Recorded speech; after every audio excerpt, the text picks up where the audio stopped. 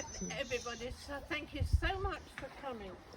That's the friends of the people from Ditchling and hedge layers. I can't actually see anybody from Long Hill School. Put up your hand, please. I think you are. Right. If Jenny had been here, she'd have been at Long Hill. Yes, she would have been, wouldn't she? Yes. Anyway, so many people have contributed to this, and it's in this position for a reason. But as Simon put it in this position, I'm going to ask him to tell you about it. Who made it? Is it Simon? Okay. Yeah, first, again, thank you very much for everyone for coming. This bench has so many aspects of Dad's life linked to this village. The funny thing is, when we were planning it as a family, chucking around ideas before Christmas, there wasn't any sort of set plan, but things have somehow all seemed to come together. With regards to its location, I mean, this bench is, if you're a very good fielder in cricket, this is probably about the limit to where Dad was born in East End Lane, so that's the first link. And he later spent time in Boddington's, which is a bit closer, so you didn't have to throw your cricket ball so far to get to it. So that's the first one. And when he was growing up, this was the site of a farm, one of several farms in the village, and there was no doubt would have been part of Dad's playground, so to speak, really, seeing it as a working farm, and probably also employed his dad, who was a farm labourer and a champion ploughsman. So there's links to the location on that ground. The bench is under, as Mum said, the bench is under a tree. I don't know the proper Latin name for it. This gentleman here will be able to tell you. But it's a sycamore. As you can see, it's a red sycamore, but Acer something or other, was it?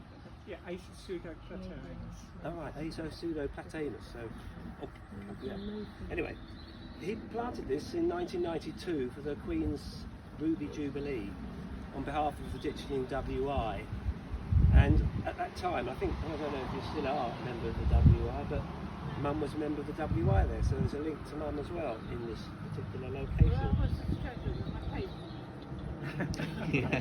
But there is a very close link to Mum here, because the Ditchling V&A Museum over there, that barn is the entrance to what used to be the old village school, where, as most of you know, Mum was the head teacher for many years, and was probably one of the reasons in 1975 why we moved back to Ditchling from Ovingdean. With regards to its acquisition, when we were getting quotations for a bench, it started off with a wooden bench and it eventually ended up with, let's think of an iron bench. One of the quotes stood out a mile because all the blacksmiths there are ex-Plumpton agricultural students, and they're quite local. They come from Upfield, and Dad when he retired, he went on a blacksmith's course, and so that's a link to the blacksmiths. And Plumpton, Dad was a head teacher, so there's an educational link as well.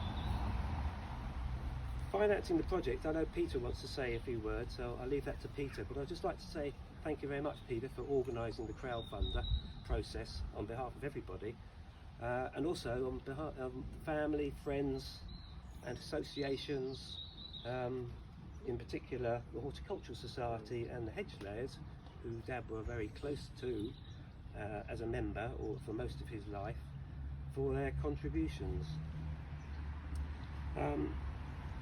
As you can see, in the middle of the bench there's a kettle, which is it should have been a copper kettle, because Dad wrote a book, being a historian, Red Ruffs and Copper Kettles, about the history of the Horticultural Society, the oldest society in the country, and so hence the reason why it's put there. But also it's now the emblem for the Horticultural Society. It should be copper, which was given to the champion, the person who had the best pint of Red Ruffs gooseberries. The black one is now an iron kettle, was given as second prize. So Dad nearly made it, so you can look at that, the chuckle there, he's actually He's got second prize. Didn't actually get there with his red ruffs. So. I would have got stolen if it was copper anyway, guys. Anyway, I'll leave that to you. And Peter would like to say a few words, and then Mum will cut that. Oh,